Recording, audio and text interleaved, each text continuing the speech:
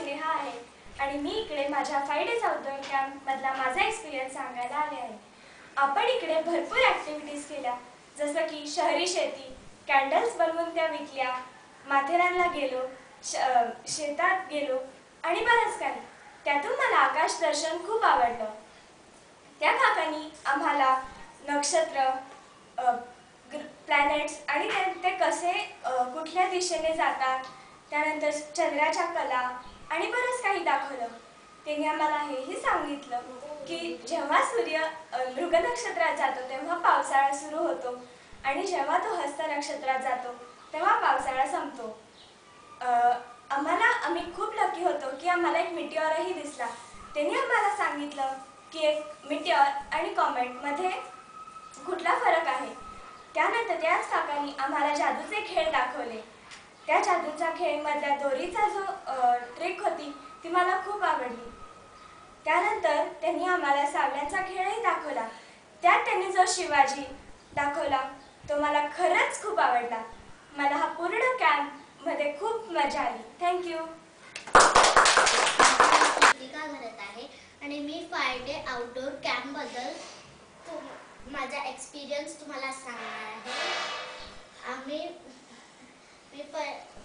आम्ही या कॅम्पमध्ये भरपूर ॲक्टिव्हिटीज केल्या, जसं कुकिंग, रोज शेप मल्टीकलर फ्लोटिंग कॅन्डल बनवणं आणि माथेरानला गेलेलो। आणि सगळ्यात जास्त मला आवडलं ते फर्टिलायझर फ्री फार्मवर व्हिजिट करणं। आम्ही तिथे गेलेलो तेव्हा काकांनी फूड चेनबद्दल माहिती दिली आम्हाला आणि पाणी कसा सेव्ह करायचं तेही आपल्याला समजवलं। आणि मग आम्ही झाडं बघायला गेलेलो।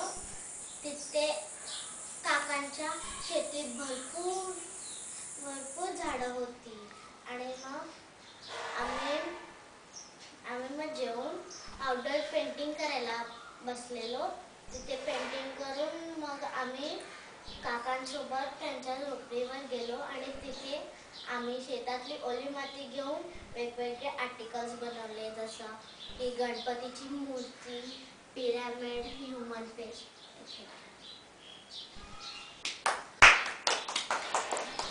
माझं नाव सिद्धी घरत आहे। मी तुम्हाला 5 डेज आउटडोर कॅम्पबद्दल माझा एक्सपिरियन्स सांगणार आहे। आम्ही इथे खूप काय बनवायला शिकलो, जसं की रोज शेप मल्टीकलर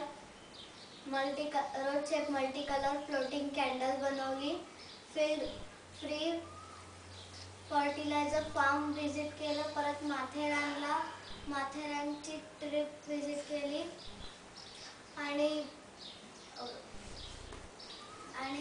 भरपूर काय केलं।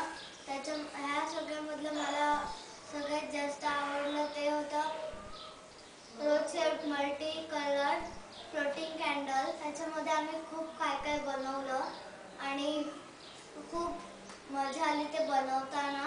आणि आम्ही गार्डनमध्ये ते विकायला गेलेलो। गार्डनमध्ये पहिलं आमचं ते कोणीच घेत नव्हतं। नंतर आम्हाला दिशा आणि इशिताने, नंतर आपण रेल्वे स्टेशनवर आम्ही विकायला गेलो तेव्हा दिशा आणि इशिताने मला हेल्प केली। तेव्हा त्यांनी एका बाईला घेतलं आणि तिने आमचं मग ते प्रोडक्ट बघून ती अट्रॅक्ट झाली एकदम त्या प्रोडक्टने आणि तिने ते प्रोडक्ट घेतलं। आम्ही ते 2020ला विकलेलं आणि मी आता इशिता आणि दिशाचे आभार मानते। आणि तो माझ्या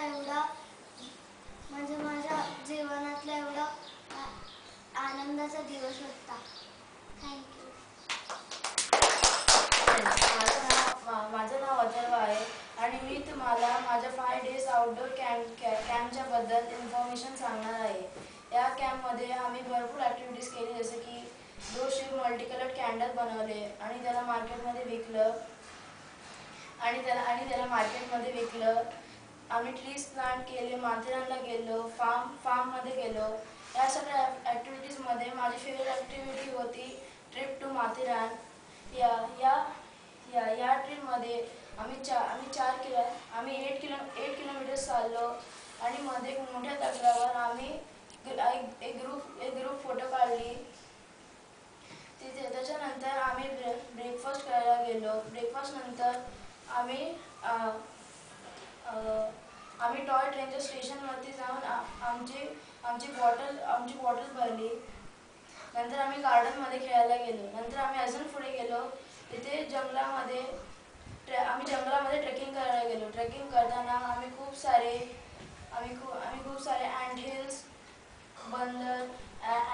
बंदर बघितले. त्याच्यानंतर आम्ही अलेक्झांडर पॉईंटला गेलो. अलेक्झांडर पॉईंटला आम्हाला खूप मजा आली. आम्ही चारलोटी लेकला पण गेलो होतो. नंतर आम्ही घोड्याने परत आलो. तिथे आम्ही थोडीशी शॉपिंग केली आणि परत हॉटेलमध्ये जेवण खायला आलो. त्याच्यानंतर आम्ही टॉय ट्रेनच्या स्टेशनमध्ये जाऊन परत टॉय ट्रेनमध्ये बसलो. टॉय ट्रेनमध्ये जाताना आम्ही खूप सारे हिल्स, व्हॅलीज, ट्रीज, घरं आणि मंकीज पण बघितले. तिथे येताना आम्ही मोठा गणपती बघितला आणि सगळे लोक ओरडले, गणपती बाप्पा मोरया. आणि त्याच्यानंतर आम्ही घरी आलो. घरी आल्यावर आम्ही पिक्चर बघितला. नंतर आम्ही झोपताना थोडीशी मस्ती करून परत झोपलो.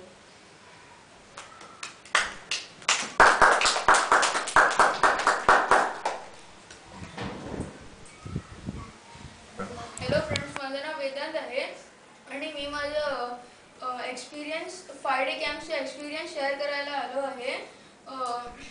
आम्ही इकडे खूप मस्ती केली, खूप ॲक्टिव्हिटीज केली, जसे methi seed planting, trip to Matheran, fertiliser free फार्ममध्ये गेलो आणि मग rose shape multi colour floating candles बनवले. त्याच्यात सगळ्यात जास्त मला फर्टिलायझर फ्री फार्ममध्ये मजा आली, कारण काकांनी आम्हाला खूप सारी माहिती दिली. पाणी कसं वाचवायचं आणि फूड चेनचं कुठचं पण एक ऑब्जेक्ट जर नष्ट झाला तर फुल फूड चेन नष्ट होऊन जाईल. मग नंतर आम्ही फार्ममध्ये गेलो. फार्ममध्ये वेगवेगळ्या टाईपचे ट्रीज होते, जसे की कोकोनट सुपारी, बनाना आणि खूप सारे होते. आम्ही क्लाइंबर्स पण बघितले, पण ते सगळे सुकलेले होते उन्हाळ्याच्यामुळे. मग आम्ही काकांच्या घरी गेलेलो तिकडे लंच करायला. खाण्याच्या पहिले आम्ही एक श्लोक बोललं. मग खाण्यात आल्यानंतर आम्ही दुपारी पेंटिंग करायला घेतली. काका पण खूप चांगली पेंटिंग करतात. आणि मग आम्ही संध्याकाळी झोपडीमध्ये जात होतो, तेव्हा आम्ही बघितलं की ना खूप सारे कुत्रे होते. मग मी काकांना विचारलं की एवढे कुत्रे होते. काकाने बोललं की त्यांना खूप कुत्रे आवडतात म्हणून त्यांनी खूप कुत्रे ठेवले आहेत. मग नंतर आम्ही